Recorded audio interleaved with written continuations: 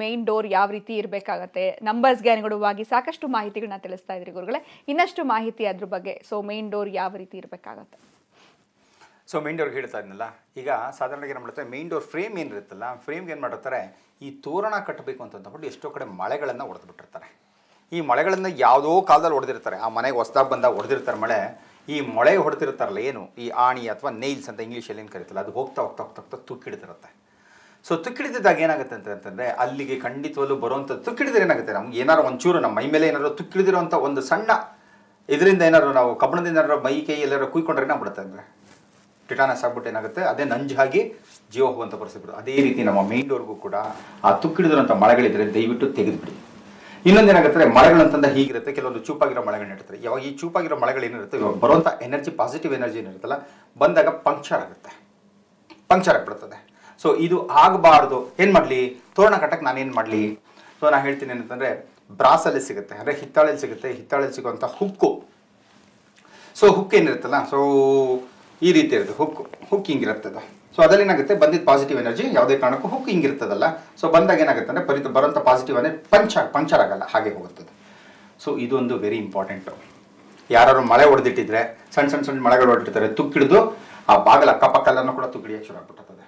So ಅದೇನಾಗಿದೆ, ದಯವಿಟ್ಟು ತೆಗೆದುಬಿಟ್ಟು ಮಾಡಿ ಆ ಜಾಗಕ್ಕೆ ಏನು ಮಾಡ್ಬೋದು, ಏನು ಮಾಡಲಿ, ಆ ಜಾಗಕ್ಕೆ ಏನಾಗಿದೆ, ಪಂಕ್ಚರ್ ಆಗಿಬಿಟ್ಟಿದೆ. ನೀವೇನು ಮಾಡಿದ್ದೀರಾ, ಮಳೆ ಹೊಡೆದ್ಬಿಟ್ಟಿದ್ದೀರಾ, ತೆಗಿತೀರಾ, ತೆಗೆದ್ಮೇಲೆ ಏನು ಮಾಡಬೇಕು, ಸ್ವಲ್ಪ ನೀರಾಗಿ ತೊಳೆದ್ಬಿಟ್ಟು ಏನು ಮಾಡಿದರೆ, ಸ್ವಲ್ಪ ಅರ್ಶಿನ ಏನು ಮಾಡ್ಕೊಳ್ಳಿ, ಸ್ವಲ್ಪ ಲೈಟಾಗಿ ಅರ್ಶಿನ ನೀರಲ್ಲಿ ಹಾಕ್ಬಿಟ್ಟು ಒಂದು ಉಂಡೆ ಮಾಡ್ಕೊಂಡು ಆ ಜಾಗಕ್ಕೆ ಅಮುಕ್ಬಿಡಿ. ಇಟ್ಟರೆ ಏನಾಗ್ಬಿಡುತ್ತೆ, ಅರ್ಶಿನ ಏನಾಗುತ್ತೆ ಅಂತಂದರೆ ಎಂಥ ಒಂದು ಇದ್ರೂ ಕೂಡ ಅದು ಆಂಟಿಬಯೋಟಿಕ್ ಆಗಿ ವರ್ಕ್ ಮಾಡುತ್ತೆ. ಸೊ ಅದಾಗ ತೆಗೆದಾಗ್ಬಿಡುತ್ತೆ. ತೆಗೆದಾದ್ಮೇಲೆ ಏನು ಮಾಡ್ಬೋದು, ನೀವು ಬ್ರಾಸ್ ಹುಕ್ಕುಗಳನ್ನು ಹಾಕೋಬೋದು. ಇದು ಒಂದು ವಿಚಾರ. ಸೊ ಮತ್ತೊಂದು ಡೋರ್ಗೆ ಹೇಳ್ತಾ ಇರ್ತೀನಲ್ಲ, ಎಷ್ಟೋ ಕಡೆ ನೋಡ್ತಾ ಇರ್ತೀನಿ, ಡೋರು ಅಲ್ಲಿ ಇಲ್ಲಿ ಕಿತ್ತೋಗ್ಬಿಟ್ಟಿರುತ್ತೆ. ಸೊ ಆ ಕಿತ್ತೋಗಿರೋದನ್ನು ಕೂಡ ಪಟ್ಟಿ ಮಾಡ್ಬೋದು, ಗಿಟ್ಟಿ ಮಾಡಿ ಅದನ್ನು ನೀಟಾಗಿ ಮಾಡ್ಕೊಳ್ಳಿ. ಮೇನ್ ಡೋರು ಎಷ್ಟು ಚೆನ್ನಾಗಿ ಕಾಣಿಸ್ಬೇಕಂದ್ರೆ, ನಾವು ನಮ್ಮ ಮುಖನ ಎಷ್ಟು ಚೆನ್ನಾಗಿ ನೋಡ್ಕೊಳ್ತೀವೋ ಅಷ್ಟೇ ಚೆನ್ನಾಗಿ ಆ ಮೇನ್ ಡೋರನ್ನು ಕೂಡ ನಾವು ನೋಡ್ಕೋಬೇಕಾಗತ್ತೆ. ಮತ್ತೊಂದು ಏನಾಗುತ್ತೆ ಅಂದರೆ, ಸಾಧಾರಣವಾಗಿ ಏನು ಮಾಡ್ತಾರೆ, ಮೇನ್ ಡೋರ್ ಮುಂದ್ಗಡೆಗೆ ಕಿತ್ತೋಗಿರೋಂಥ ಮ್ಯಾಟ್ಗಳು ಹಾಕಿರ್ತಾರೆ. ಕಾಲು ಒಡ್ಸ್ಕೊಳ್ತಾನೆ ಅಂತಂದ್ಬಿಟ್ಟು ಕಿತ್ತೋಗಿರೋದನ್ನ ಮ್ಯಾಟ್ಗಳನ್ನ ಹಾಕ್ತಾ ಇರ್ತಾರೆ. ನಿಜವಾಗ್ಲೂ ಅದು ದರಿದ್ರನೇ. ಅದು ಯಾವುದೇ ಕಾರಣಕ್ಕೂ ಕಿತ್ತೋಗಿರೋ ಮ್ಯಾಟ್ಗಳನ್ನ ಹಾಕ್ಬೇಡಿ, ಚೆನ್ನಾಗಿರೋ ಮ್ಯಾಟ್ಗಳನ್ನ ಹಾಕಿ.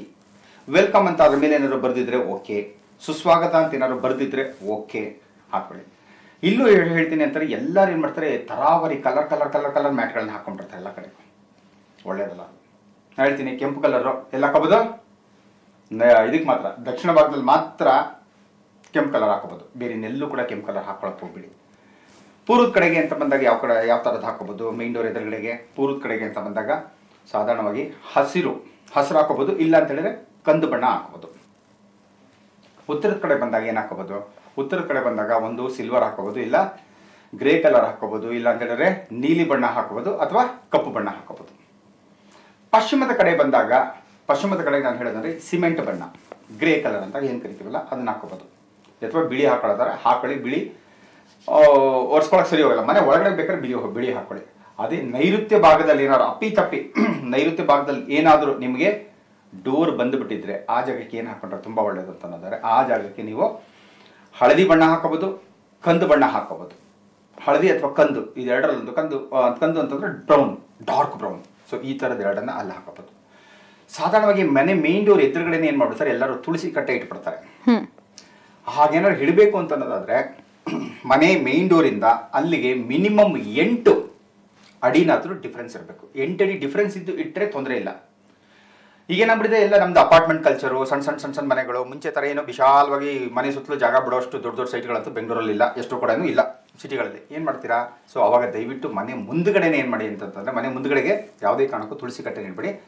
ಮನೆ ಏನು ನೋಡ್ತಿರಲ್ಲ, ಮನೆಯ ಎಡಭಾಗಕ್ಕೆ ತುಳಸಿ ಕಟ್ಟೆ ಇಟ್ಟರೆ ಒಳ್ಳೆಯದು. ಮನೆ ಒಳಗಡೆಯಿಂದ ನೋಡಿದಾಗ ಎಡಭಾಗಕ್ಕೆ ತುಳಸಿ ಕಟ್ಟೆಯನ್ನು ಇಡುವಂಥದ್ದು ಒಳ್ಳೆಯದು. ಮತ್ತೊಂದು, ಆ ಮೇನ್ ಡೋರ್ ಎದುರುಗಡೆಗೆ ಆಚೆ ಕಡೆಗೂ ಅಷ್ಟೇ ಯಾವುದೇ ಸಾಮಗ್ರಿಗಳನ್ನು ಇಡಬೇಡಿ.